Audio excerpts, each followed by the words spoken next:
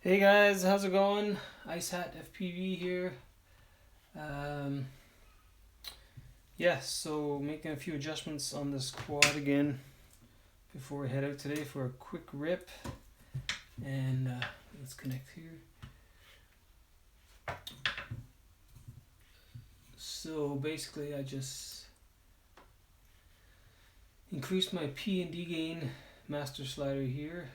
It was yesterday I did it up one notch and I put up another notch today.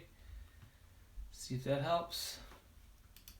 And also increased my RC Expo by 0.2 and lowered a little less filtering by one notch.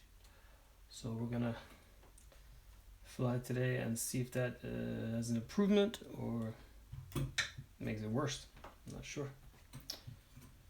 So yeah, that's where we're at. Also fixed my antenna again, because yesterday I noticed that I was flying and I just had a blackout in the goggles, and that's because it was pressing on the little button here to change the frequency channel on my VTX. So hopefully that'll solve that issue.